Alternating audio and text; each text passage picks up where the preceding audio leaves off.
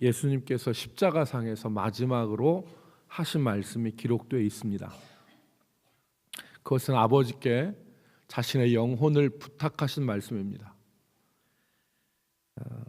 오늘 우리가 읽은 말씀에 보면 46절에 아버지 내 영혼을 아버지 손에 부탁하나이다 그러셨습니다. 예수님은 이 말씀을 하시고 숨을 거두셨는데 이 말씀에는 몇 가지 우리가 생각해야 될 뜻이 담겨 있습니다. 첫 번째로는 예수님이 이 땅의 모든 사명을 감당하셨음을 우리는 이 말씀에서 깨달을 수 있습니다. 아버지 내 영혼을 아버지 손에 부탁하나이다 라고 하신 말씀은 주님이 이 땅에서의 사명을 다 감당하셨다 하는 의미를 담고 있는 거죠. 십자가를 지시고 고난의 잔을 마시시고 또 모든 사명을 다 감당하고 이루셨습니다.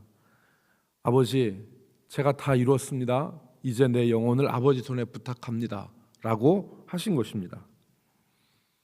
어제 우리가 살펴본 대로 예수님은 그 고난을 피하지 않으셨어요. 그래서 십자가에 못 박히시기 전에 쓸개탄 포도주, 마취제의 일종인 쓸개탄 포도주를 받지 않으셨습니다. 맨정신에 고통을 당하셨고 원수마귀가 주는 최후의 일격, 그 신포도주까지 받으시고 그리고서 숨을 거두신 것이죠. 우리의 죄값을 위하여서 남김없이 다 치르신 겁니다. 남김없이. 그래서 다 이루신 것을 우리가 성경에서 볼 수 있는데 오늘 우리가 읽은 말씀에 보면은 하나의 사건을, 이것을 대표하는 사건을 볼 수 있습니다. 그게 성전의 휘장이 찢겨진 거예요. 성전의 휘장. 45절 말씀에 보면 예수님이 그 숨지시던 시간째 9시, 오늘날로 얘기하면 오후 3시인데 이 9시경에 성소의 휘장이 한가운데가 찢어지더라 그랬습니다. 성소의 휘장이 찢어지더라. 이 휘장은 지성소와 성소를 구분하는 막아놓은 휘장이죠. 더 정확하게 얘기하자면 지성소를 가려놓는 휘장을 말합니다. 지성소를 가려놓는. 그러니까 죄인들이 하나님이 임재하시는 지성소에 들어가지 못하도록 가려놓은 휘장을 말해요. 대제사장이 1년에 한 차례만 들어갈 수 있는 곳입니다. 지성소가. 그런데 이 휘장이 가운데가 찢어졌다는 겁니다. 왜요? 예수님께서 우리 죄를 담당하시고 우리를 구원하셨기 때문에 더 이상 하나님과 사람 사이를 가로막는 이 휘장이 필요하지 않은 겁니다. 그래서 여러분 히브리서 10장 19절로 20절 말씀에 보면 이 진리를 분명하게 히브리서 기자가 깨닫고 적어놨습니다. 히브리서 기자가 히브리서 10장 19절 말씀에 보면 그러므로 형제들아 우리가 예수의 피를 힘입어 성소에 들어갈 담력을 얻었나니. 왜? 성소에 들어갈 담력이라고 왜 했습니까? 죄 있는 자가 거룩하신 하나님 앞에 접근하면 죽습니다. 그래서 가려놓은 거예요. 그런데 예수님이 십자가에서 남김없이 다 우리의 죄값을 치르셨기 때문에 우리가 죄로부터 구원받고 더 이상 마귀, 원수 마귀에게 지불할 죄값이 없기 때문에 하나님께로 나아가도 담력을 얻는 겁니다. 그래서 예수의 피를 힘입어 성소에 들어갈 담력을 얻었나니 그 길은 우리를 위하여 휘장 가운데로 열어놓으신 새로운 살 길이요 그랬습니다. 휘장이 가로막았는데 이제 휘장 가운데가 찢어졌어요.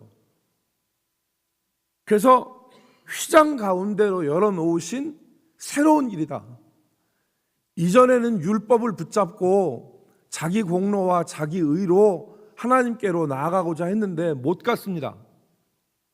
그런데 이제 예수님께서 십자가에서 대속의 은혜로 우리의 죄값을 다 치르시고 그것을 믿으면 의로 여기시는, 아브라함이 하나님을 믿음에 의로 여기셨다는 그 믿음을 가지면 이 새로운 길, 그리고 이 길이 살 길이라 그랬어요. 다른 말로 얘기하면 생명의 길이라는 말입니다. 이 새롭고 산 길을 열어놓으셨는데 휘장은 곧 그의 육체라. 그러니까 자기의 육체를 찢으심으로 하나님께 나아가는 새로운 길, 생명의 길, 살 길, 이거를 열어놓으셨다는 겁니다. 여러분, 예수님은 이 사역을 다 이루셨어요. 이걸 다 이루시고 남김없이 이루시고 이 사명을 다 감당하시고 구속사역을 다 완수하시고 그리고서 이제 자신의 영혼을 아버지께 부탁하는 겁니다. 아버지, 내 영혼을 아버지 손에 부탁하나이다. 내 영혼을 아버지 손에 부탁하나이다라는 이 말씀은 주님이 구속사역을 다 이루셨다는 말을 의미합니다. 두 번째로, 아버지 내 영혼을 아버지 손에 부탁합니다 라고 하신 말씀은 우리에게 믿음의 본을 보여주신 말씀입니다. 믿음의 본을 보여주신 말씀이다. 여러분, 예수님은 자기 백성을 죄악에서 건지신 구주십니다. 맞죠? 예수님이 자기 백성을 죄악에서 구원한 구주세요. 십자가를 지시고 피 흘리기까지 싸우셔서 자기 백성을 건져내신 거예요. 구약에 보면은 하나님은 자기 백성을 위해서 싸우시는 여호와, 만군의 여호와로 표현되어 있어요. 만군의 여호와. 이게 우리가 구약 성경에 만군의 여호와라는 말이 240 몇 번이 나오는데, 이 만군의 여호와, 입에 닿는 만군의 여호와라는 말은 하나님이 우리를 위해서 싸우시는 용사란 뜻입니다. 자기 백성이 사지에 몰렸을 때 그 사지에 내몰린 자기 백성을 능력의 팔로 구원하시는 하나님이 만군의 여호와예요. 그런데 오늘 주님은 십자가에 달리시고 피 흘리기까지 싸우셔서 자기 백성을 구하신 구주예요. 하나님의 용사의 하나님이시라고요. 그런데 이 일을 행하신 구주께서, 주님께서 철저하게 아버지를 의지하는 아들로서 이 일을 하셨습니다. 철저하게 아버지를 의지하는 아들로서. 예수님의 생애를 우리가 돌아보면 아버지를 얼마나 의지했는지를 알죠. 순종하는 아들로서 예수님이 사셨던 것을 우리가 압니다. 여러분, 사람들에게 복음을 전하시고 이적을 베푸실 때 아버지를 의지하고 아버지의 뜻을 구했습니다. 요한복음 4장 34절 여러분 아시죠? 사마리아 여인과 대화했는데 먹을 것을 제자들이 구하러 갔습니다. 그런데 먹을 것을 구하러 간 사이에 사마리아 여자를 만났어요. 그랬더니 예수님께 먹을 것을 드렸는데 나는 너희가 알지 못하는 양식이 내게 있다고 예수님이 말씀하셨습니다. 그랬더니 제자들이 하는 말이, 누가 우리 모르게 예수님에게 먹을 것을 양식을 드렸는가 그랬더니 예수님이 하신 말씀이, 예수께서 이르시되 나의 양식은 나를 보내신 이의 뜻을 행하며 그 일을 온전히 이루는 이것이니라 그랬습니다. 나의 양식은 나를 보내신 이의 뜻을 행하고 그를 온전히 의지하는 것이 내 힘이다. 그만큼 아버지를 의지하신 거예요. 그리고 십자가를 지시기 전에 누가복음에 나오죠. 땀방울이 떨어지는 핏방울과 같이 아버지를 의지했습니다. 아버지를 불렀습니다. 그리고 오늘 모든 것을 다 이루시고 숨을 거두시기 직전에도 아버지, 내 영혼을 아버지 손에 부탁하나이다 라고 아버지를 찾았습니다. 예수님은 순종하는 아들의 모습을 보여주셨죠. 여러분, 여기 내 영혼을 부탁합니다라고 하는 이 말씀이 시편 31편 5절에 나와 있는 말씀입니다. 시편 31편 5절 말씀 보면 같이 읽습니다. 우리 나와 있는데, 내가 나의 영을, 시작, 내가 나의 영을 주의 손에 부탁하나이다. 진리의 하나님 여호와여 나를 속량하셨나이다. 원래 구약 성경에는 내 영혼을 주의 손에 부탁하나이다 그랬습니다. 그런데 이 말씀을 예수님은 앞뒤에 아버지를 넣었어요.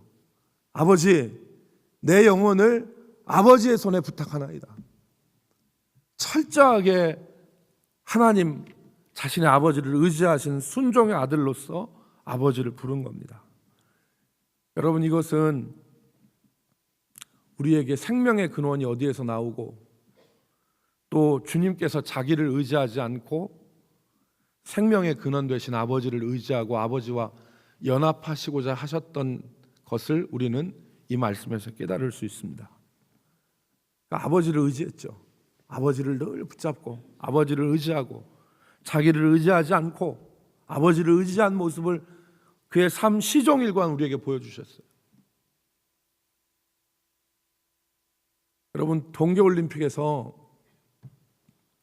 컬링 대표 선수들이 이름을 불렀습니다.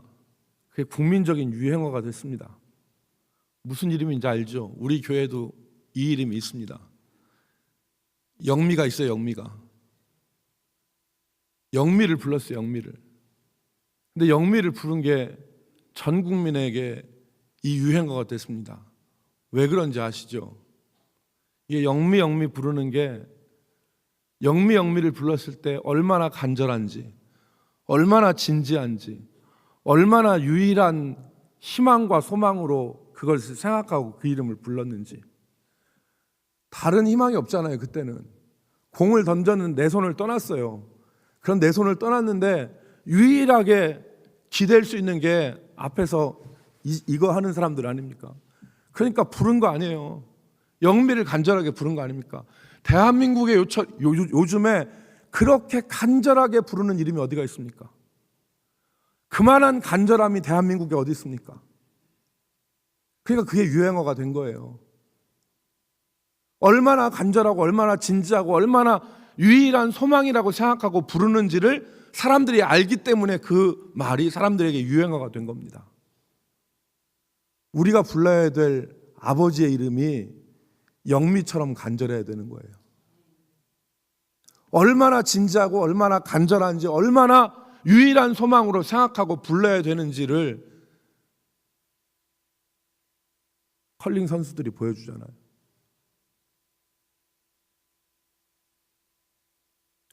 주님은 그 이름을 불렀어요. 아버지의 이름을. 아버지, 내 영혼을 아버지의 손에 부탁합니다. 이 말은 정말 아버지만이 나의 희망이고 소망이다 라는 고백을 담은 말이죠. 여러분, 말씀을 정리하겠습니다. 우리는 지난 6일 동안 예수님께서 십자가에서 남기신 7 말씀을 살펴봤습니다. 정리 한번 해볼까요? 첫째 말씀이 뭐였습니까? 아버지, 저들을 용서하여 주옵소서. 자신들이 하는 일을 알지 못합니다.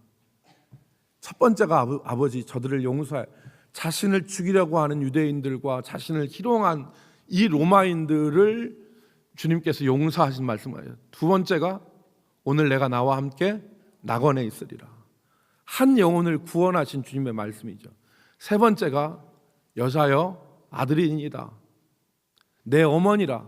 사랑하는 요한에게는 내 어머니라 말씀하시고 요한에게, 그 어머니에게 마리아에게는 여자여 보소서 아들이니이다. 네 번째 말씀이 뭐였습니까? 엘리 라마 사박다니. 나의 하나님 어찌하여 나를 버리시나이까. 다섯 번째가 무엇이었습니까? 내가 목마르다.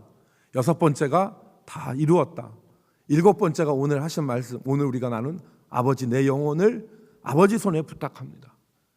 이 가상칠언은 용서의 말씀이었고, 그리고 구원의 말씀이셨고, 사랑의 말씀이셨고, 믿음의 말씀이셨습니다. 오늘 우리가 한 주간 가상 7원을 살펴봤는데 우리가 주님의 이 말씀들을, 십자가상의 말씀들을 기억할 수 있기를 바랍니다.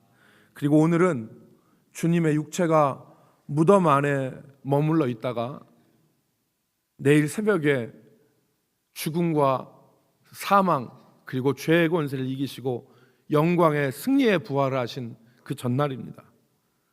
오늘 아버지를 부른 이 주님을 생각하면서 부활의 소망을 가지고 한날을 지낼 수 있는 저와 여러분 되시기를 주의 이름으로 축복합니다. 기도하겠습니다.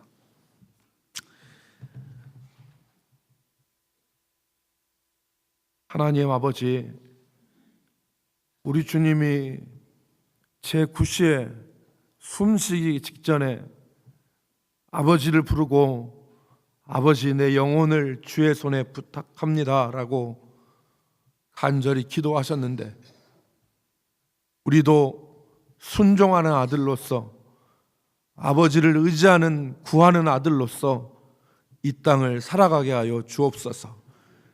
매 순간순간 아버지를 구한 주님처럼 우리도 포도나무인 아버지께서 떨어지지 않는 포도나무 가지가 되게 하시고 가지가 나무에 붙어 있으면 많은 열매를 맺으리라 말씀하신 것을 기억하고 하나님을 떠나지 않는 믿음의 사람들로 살아가게 하여 주시옵소서.